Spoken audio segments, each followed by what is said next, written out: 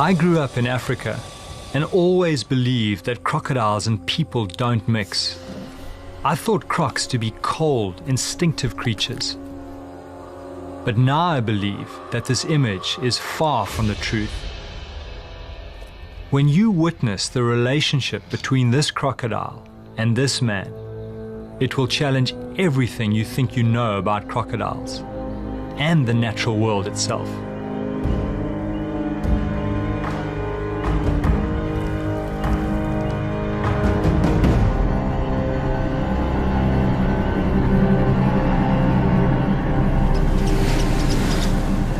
My journey of belief starts here in southern Africa, on a boat in the Okavango Delta.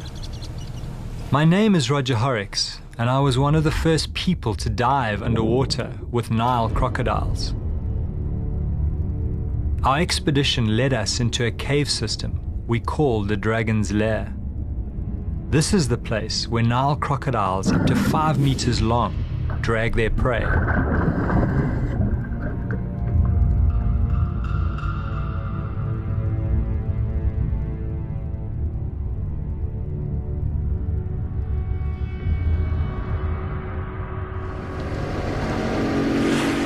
Our guide was veteran riverman Greg Thompson. The scary thing with crocodiles is they're one of the only animals that consider people as food. Underwater, we had an experience that challenged all that. We had an encounter with an animal that was just unlike anything we had experienced before. It allowed us to be so close. Why was this animal not showing any aggression? Why did it allow us to be with it for hours? These intimate moments revealed an aspect of crocodile nature I had not thought possible.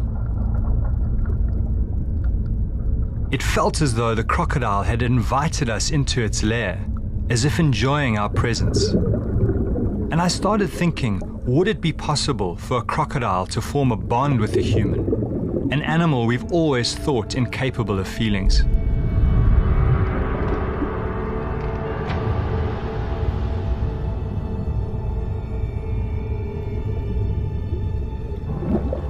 The thinking on crocodiles is that they're not capable of emotions such as love and affection and loyalty, etc. They have an ancient brain. So generally scientists would say that, they're basically motivated purely by survival and by food or protection.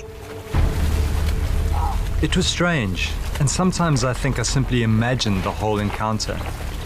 But ever since then, I've been obsessed by this question. Can a croc understand and share the feelings of a human? In my search for an answer, I stumbled across what seemed an unbelievable story about a 1,000-pound crocodile who is supposed to live in harmony with a man. This man and this crocodile are said to live in Costa Rica. I had to investigate. Coming to Costa Rica, there's just this real sense of almost going back in time into a kind of prehistoric world. It has massive amounts of tropical rainforest, and it's bordered by 2 oceans. It is also the perfect home for the American crocodile. Some say American crocs are a less aggressive species than Nile crocs. It's true the statistics show far fewer attacks than Niles, but like all crocodiles, they are supreme hunters. And in Central America, and Costa Rica in particular, they have most definitely attacked and even killed people.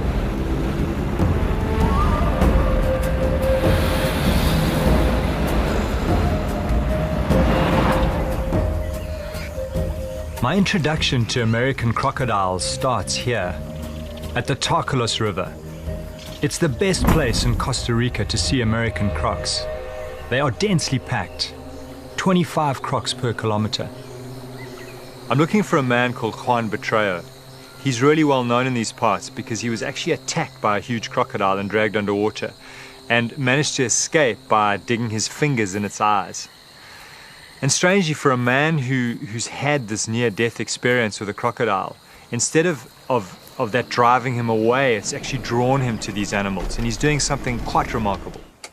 Juan is now calling a big aggressive crocodile called Tyson. It was actually Tyson that caught Juan and dragged him under. And he's got huge scars all over his stomach that he wouldn't allow me to photograph. He doesn't want to portray the crocodiles in a bad light. This situation is really dangerous.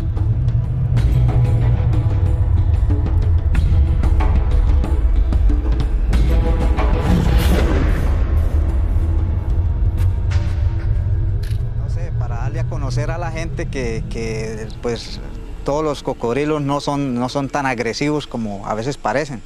Entonces, para darles a entender a la gente que hay que cuidarlos, que hay que conservarlos y que no son como a veces se cree que devoran todo y todo esto. Entonces, es para un poco más de concientización a las personas que no hay que tenerles tanto miedo, sino que hay que conocerlos.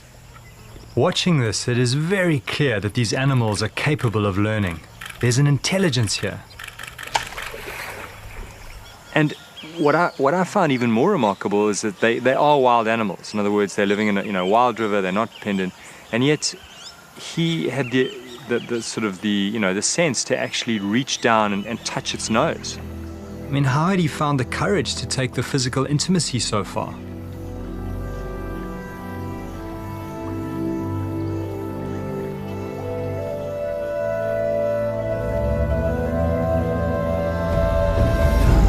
This is incredible. It clearly says something about the possible relationship between crocs and people. At the very least, challenges the perception of the instinctive attacking croc. But I'm not forgetting that Juan has been dragged under and bitten.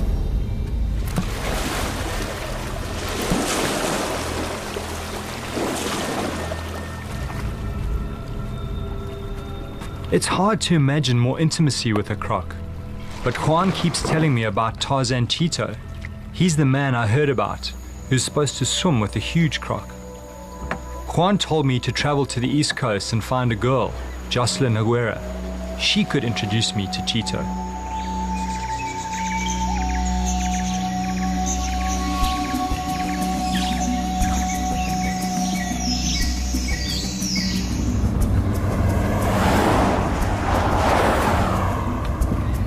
I caught a taxi across the width of Costa Rica to the town of Siquirres, where I managed to track down Jocelyn Aguero. She'd been attacked by a crocodile and saved out of its jaws by Chito. Luego cuando yo ya sentí que yo no aguantaba más, entonces yo dije que sea la mano de Dios. Y después me sacó, Chito estaba ahí pescando. Y él me sacó, se dio un bombazo y seguramente al sentir que...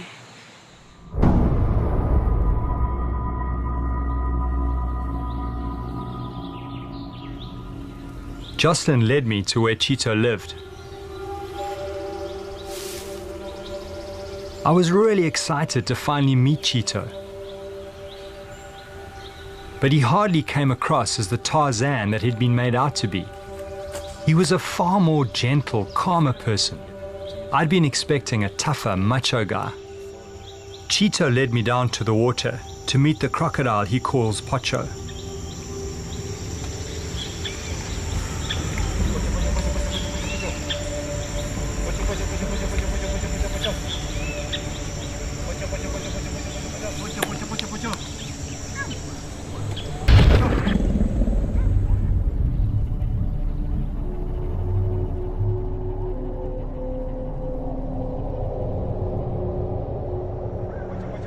I felt a bit nervous, but I could immediately sense that Chito was not afraid. The crocodile seemed to be responding to his voice. I just can't imagine him actually getting into the water with this animal. You see the face? The eyes? He's happy, he's looking. See it? When you see the eyes open. ugly, Yeah. it's a little something happens, but he's really happy with this. The eyes. Pocho is a monster, at least 16 foot long, with a massive girth. Go, Pocho. Little fast, Pocho, little fast.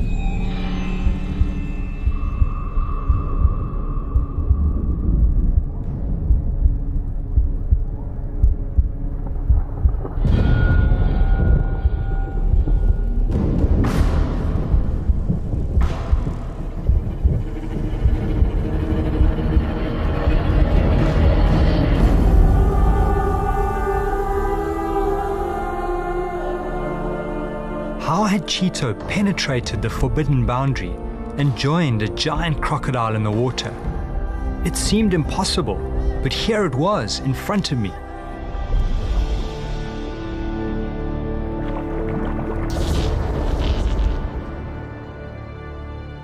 His life story is like something out of a fantasy book, not unlike Tarzan.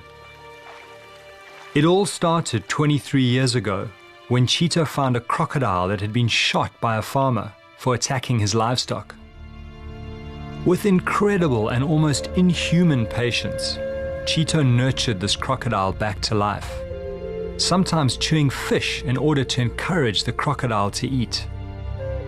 It took him 3 years to get the crocodile back to full health, and after that, because it grew so quickly, he named it Pocho, which means a big, strong, handsome guy.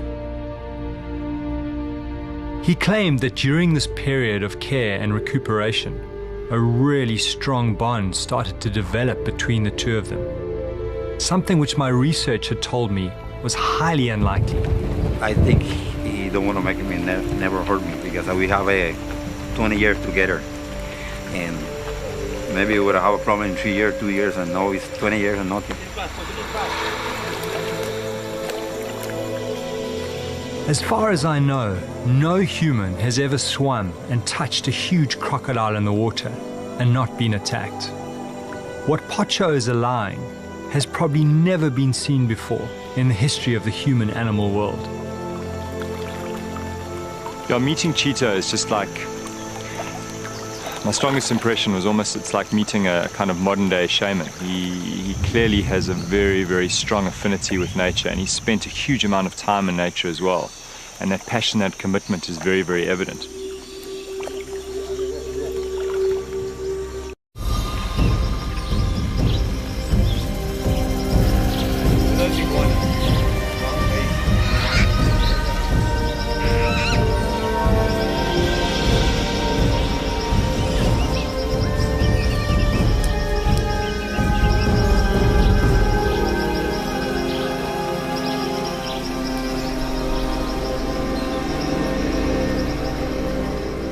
As a child, Chito used to find injured wild animals and nurture them and release them back into the wild.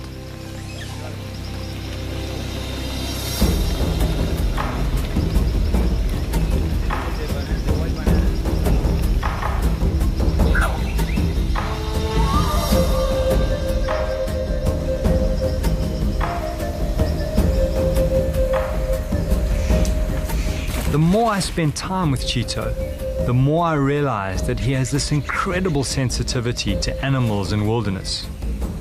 Could it be that the sensitivity gives him the edge? Is it this that gives him the ability to interact with Pocho? I'm really hoping that I can tap into this and develop this understanding in myself, get a better understanding of this mystery.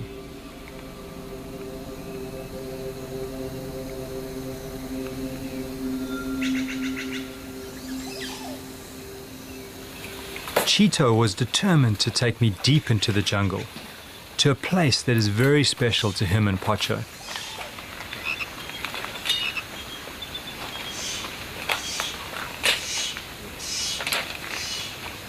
Okay, when Pocho come here, you see the same like a hole.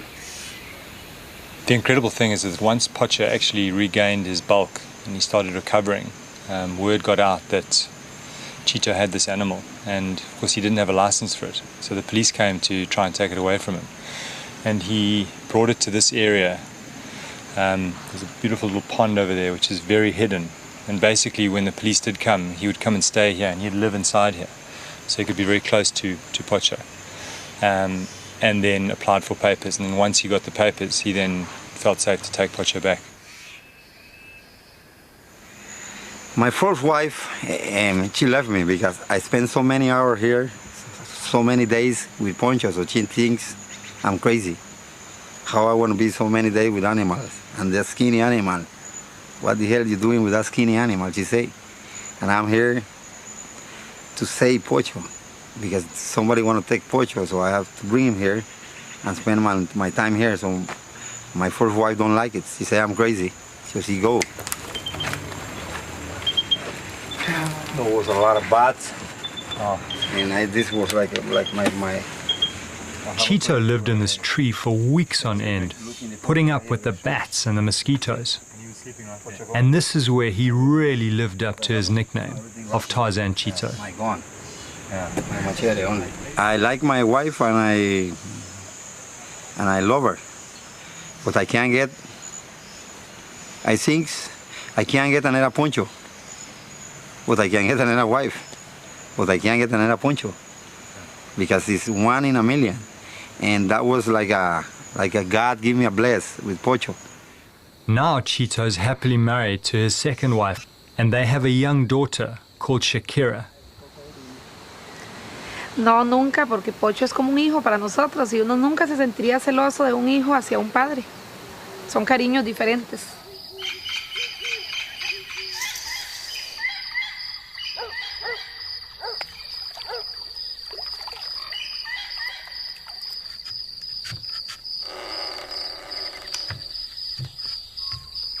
His family were initially very concerned that the crocodile would eat him, so Chito had to sneak out in the middle of the night to be with his beloved crocodile. Chito's wife Olga thought he was actually out drinking with his buddies, but she became suspicious when he kept coming home with his clothes wet. Y él entró y estaba mojado, entonces yo le pregunté por qué y me dijo que se había caído en el estanque que hay frente a la casa. Pero le seguí preguntando y me di cuenta que era que estaba con el cocodrilo adentro.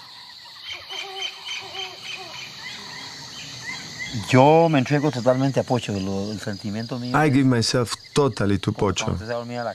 The feeling I have is like when I go to sleep. I feel very calm. When the night comes, I feel at peace in the natural world with Pocho. Full moon is the height of our coming together. It's when crocodiles are most alert because all the other animals are very active. It's the hunting time. His worst time is when it thunders.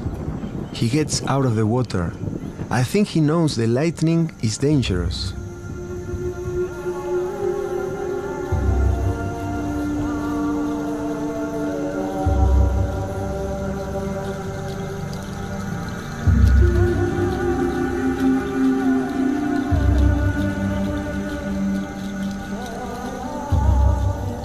Our games we taught each other started at night.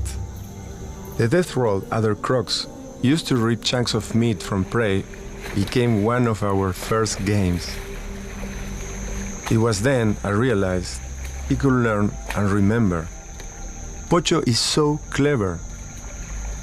This time at night, for me, it's like being with God. Chito just seems to have crossed what I think many people would just see as an impossible boundary.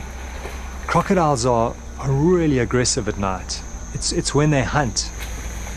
And yet he somehow seems to have turned this to his advantage and actually used it to build intimacy with this animal. I'm just getting such a strong sense that they are actually capable of emotion more than we would have, ever imagined.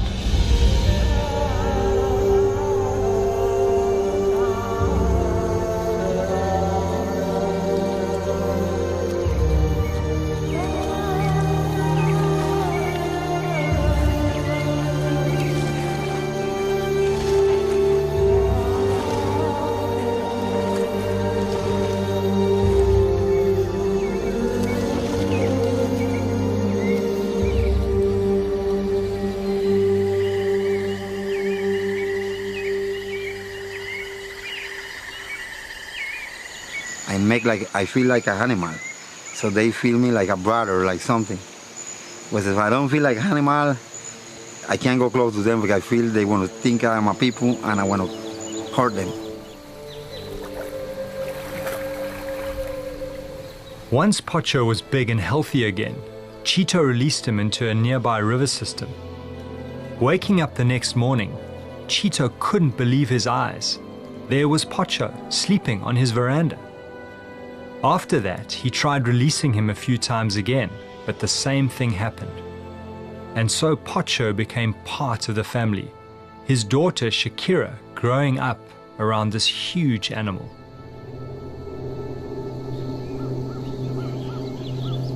A mí me gustaría ir a la laguna y jugar con Pocho, pero mis papás no me dejan. Go, Pocho. Little fast, Pocho, little fast. When you look at this, it's very easy to quite quickly take it for granted. Go, Pocho. And I don't know of anyone else who has as intimate a relationship as Chito does with the reptile. But in the research that I've done, there have been people who've had relationships with reptiles for, up to 10 years, and everything's fine, and all of a sudden they get eaten. And I think you've just got to realize that every time he gets into the water, he's running a significant risk. Relax, man, relax. Sleep a little bit. Relax. Enjoy. Cuando yo estoy hablando con la gente, When I'm alone with Pocho, I feel like an animal. I feel crocodile. Often I think back to his injury, how we had to heal it. I feel completely connected to Pocho. I am part of the nature of this animal. Every animal needs stimulation. I gave him food when he was dying, but he needed more. He needed my love. In the beginning, I wasn't sure of how close I could get. It took me a while to understand the signs he now gives me. I slowly started to touch him, and he never tried to bite me. Once he recovered his strength, I was expecting him to go back to the wild. He was free to go, but he decided to stay. That's when the trust grew stronger, and I began to move closer to him. Sometimes he will go for me with his mouth open, but just before he bit me, he will stop and close his mouth. I tried to hold him when he began to swim, so that he will respect my strength. At first, I was scared when he got crazy and threw me off. Then I learned to read his moves. So much of his feelings is in his eyes. When Pocho is anxious, you can see a lot of blinking in his eyes. His eyes says plenty. When he's happy, his eyes are normal. I can tell this because I look at his eyes every day.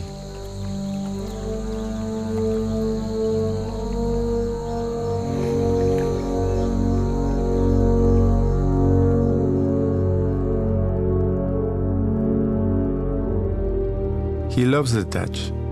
He loves me. He also watches my eyes. I communicate through my eyes that I don't want to hurt him.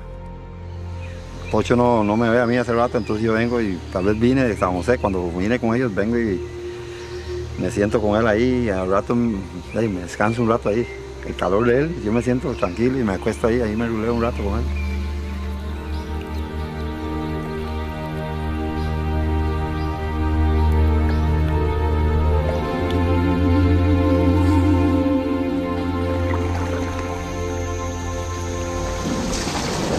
I think the one thing that you can't discount is that this animal was shot in the head, so it's not inconceivable that that has somehow modified its behavior. What could have happened is that because of the huge shock to the brain, it has been reprogrammed, and the deep nurturing that Chito has shown has somehow modified the usual crocodile behavior. At my lightest touch, he now responds. If I try to force him in any way, he just uses his strength. He pushes me out of the way. This touching language took 3 years to develop.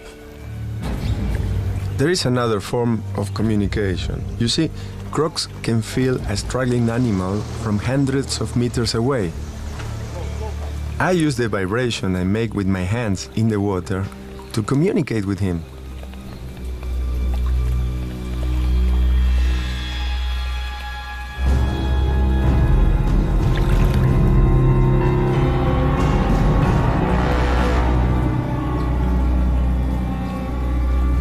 Now he comes to me. He loves the touch. But he also likes to touch me with his body. Very gently when he's happy and with strength when he's agitated.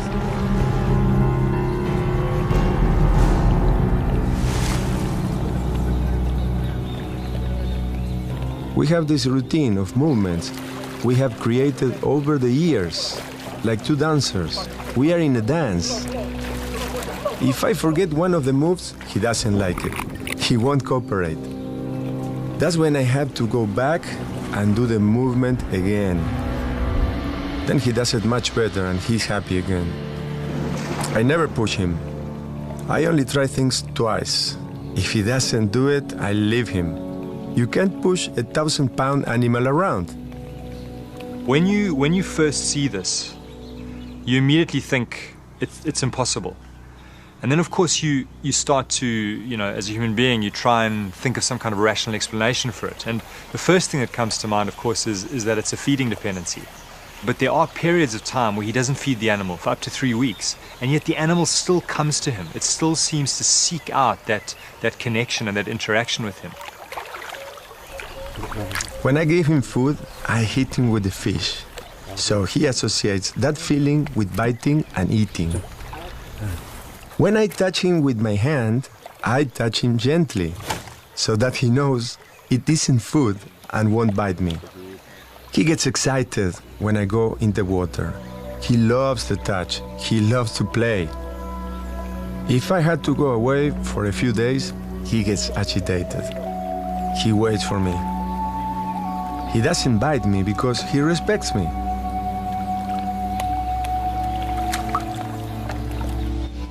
I've been completely seduced by what I think is the true nature of this relationship. But I was about to experience a completely different side to the story.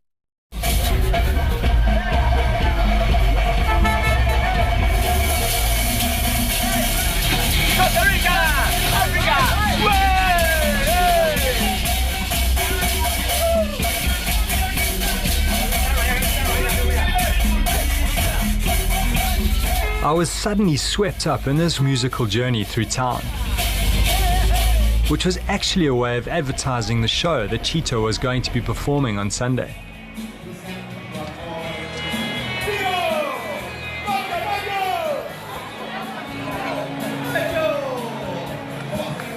The day I feel afraid, no more show.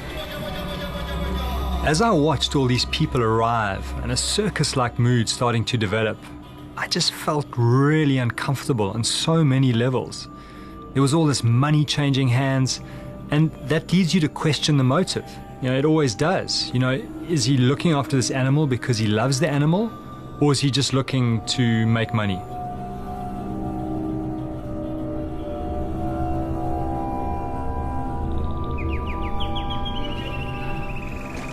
What I'm seeing today is just very much, it's like very commercial and it's almost a bit disappointing.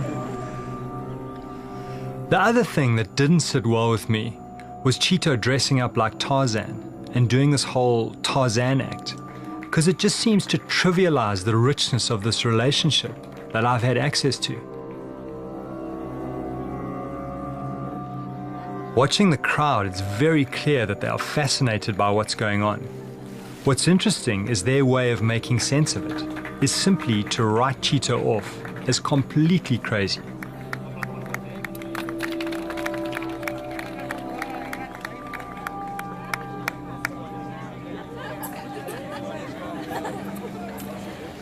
I thought, I can't believe this. And it's unbelievable. I mean, I would never do that.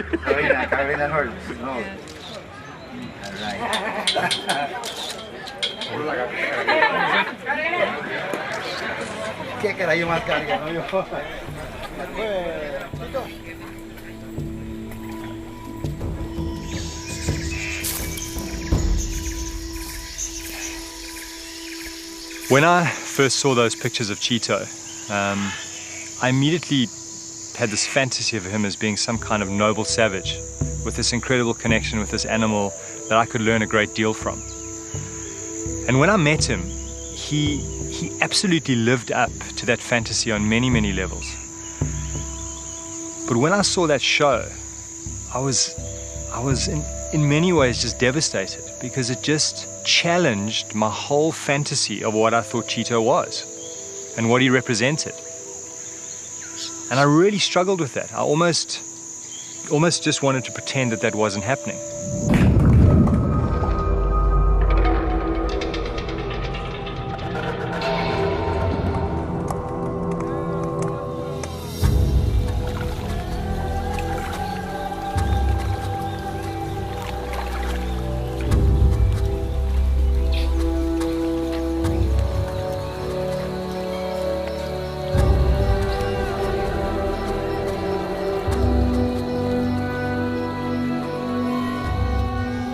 And now I'm starting to wonder if Pocho would relate to all people like he does to Chito. And there's only one way to find out. Chito, you sure that I can get in and start to get close?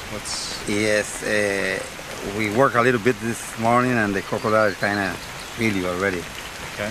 So don't afraid. Okay. Trust me, okay? And trust the crocodile. Okay.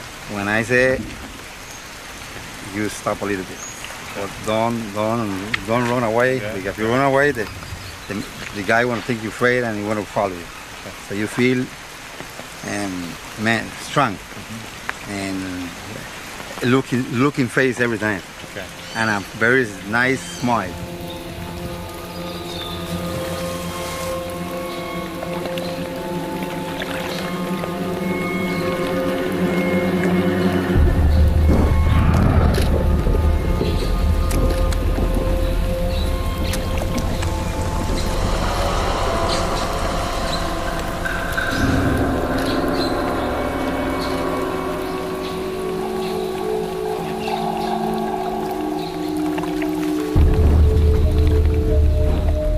The first time I got into the water with Chito and Pocho, I was really relying on Chito to put himself between me and the crocodile at all times and minimize the risk of an attack.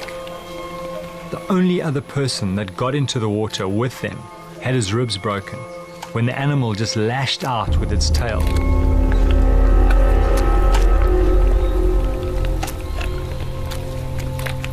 I need to be really careful.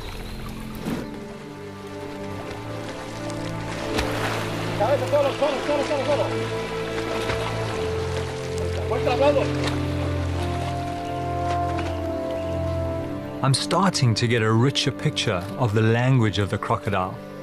When they move their eyes rapidly and they arch their backs, it generally means they're feeling very aggressive or threatened. They're also incredibly sensitive to any form of sound or vibration, and they can pick that up over very large distances.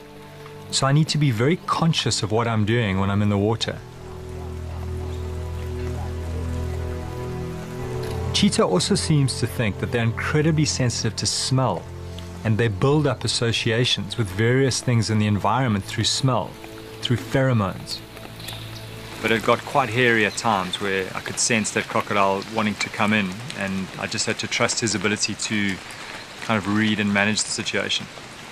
Well, I think everything in the natural life move and have something they can understand.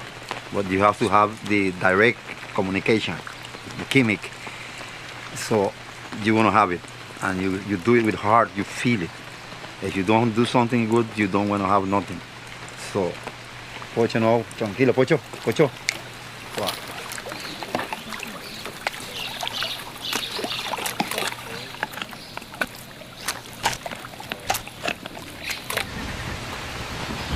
Tomorrow I've decided to put the camera down and get into the water with the animal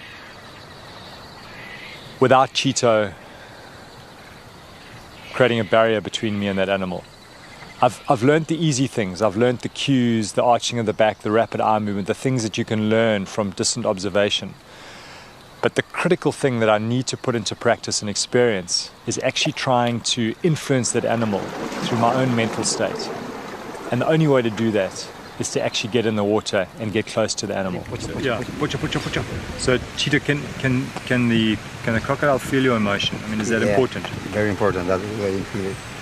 The way it's checking you. Yeah. They can feel. Yeah.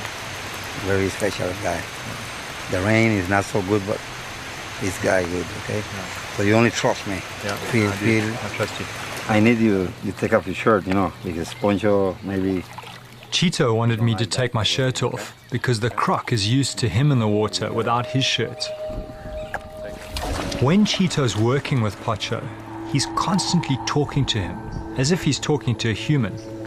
And what's more important than the words themselves is the actual way they're spoken. I'm really just trying to control my fear. Yeah, I think the risks, I mean, I've weighed up the risks, and the risks are fine.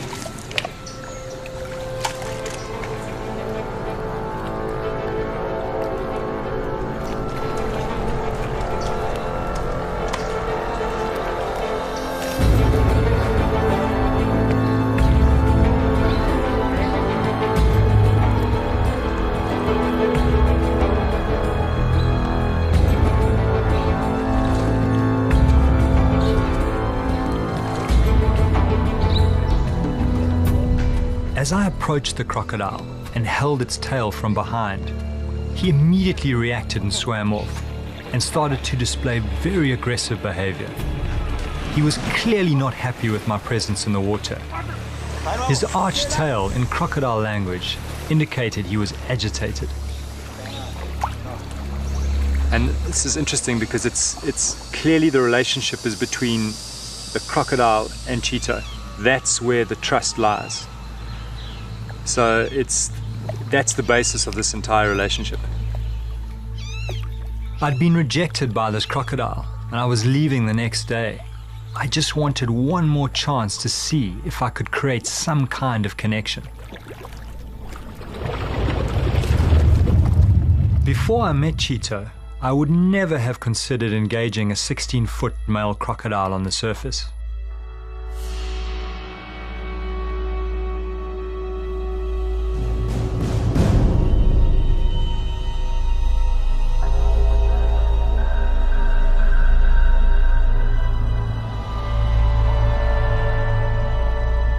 As that animal approaches me, I'm constantly running through my mind what Chito has taught me.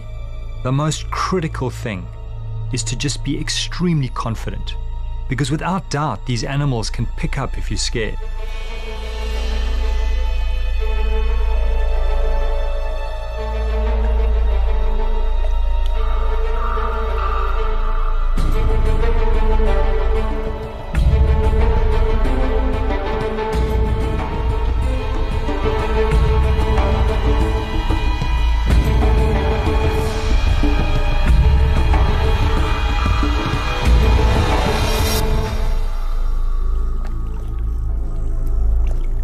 As Pocho disengaged and swam past, I reached out and touched the dragon.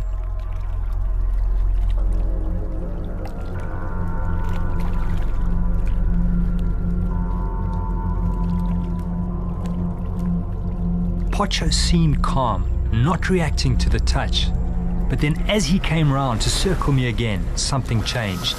He hissed, and I felt really threatened.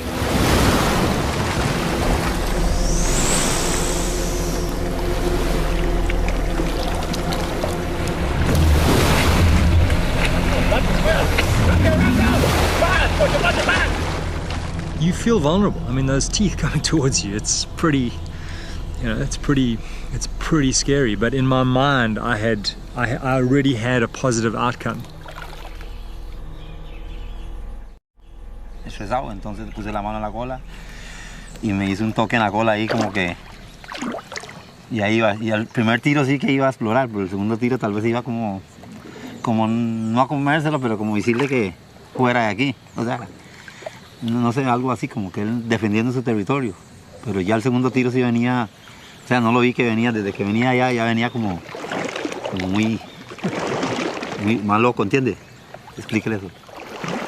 It's very clear to me that Chito and Pocho have a lifelong bond, and for me to form any kind of connection with this animal would take years of hard work. Being in the water with this animal made me realize just how reliant Pocho is on Chito. And the problem is that Pocho could easily live to be over 100 years old. So what would happen to the crocodile when Chito dies? The plan is that when Shakira gets to 18, she will start to learn the crocodile language. and slowly take over the care of Pocho. Porque él es parte de mi familia y yo siempre he estado con él y yo lo quiero mucho y lo voy a cuidar cuando esté grande y lo quiero mucho, mucho, mucho. Por mucho tiempo lo voy a cuidar mucho, mucho.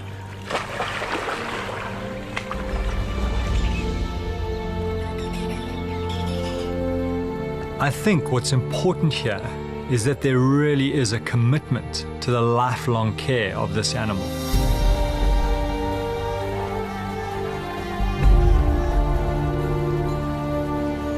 Cosas que ha hecho que yo comparto mucho con él. I have shared a great deal with Pocho when we are alone.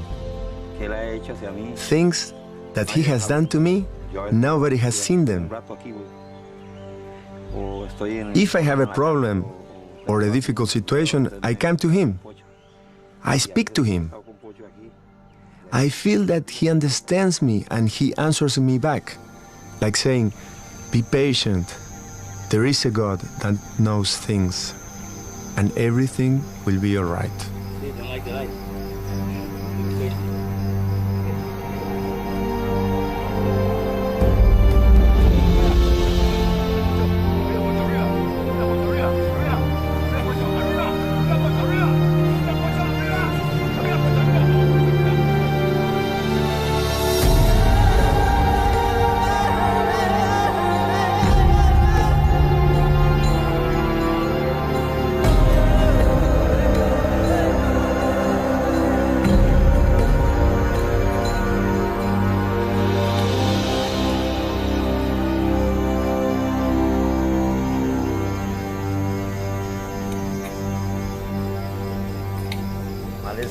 Las relaciones con animales es muy importante para todo el mundo, que ellos puedan.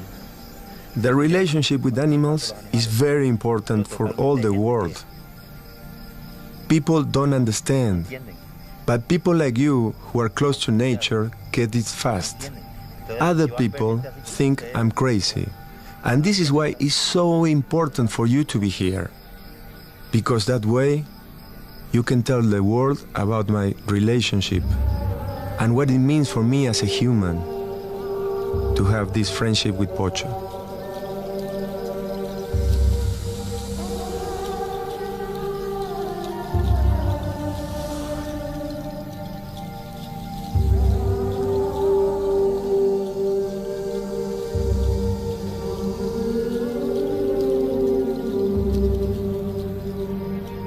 Chito's relationship with this ancient creature is based on over 20 years of commitment and love.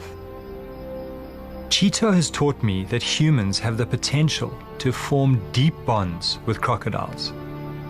This changes my whole perception of what I once believed to be a cold, instinctive animal. I still have so many questions, but I leave behind perhaps the greatest mystery I have ever seen, with the knowledge that the primal connection I felt with a crocodile in those caves in Africa was true.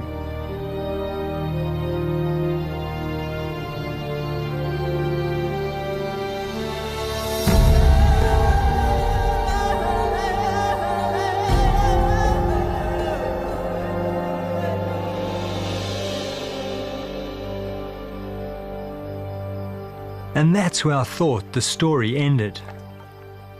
Then a few months later, I heard tragic news from Costa Rica. Pocho the crocodile had suddenly died of natural causes, leaving Chito and family distraught. And I wondered in my sadness if the world would ever see a man and a crocodile in love again.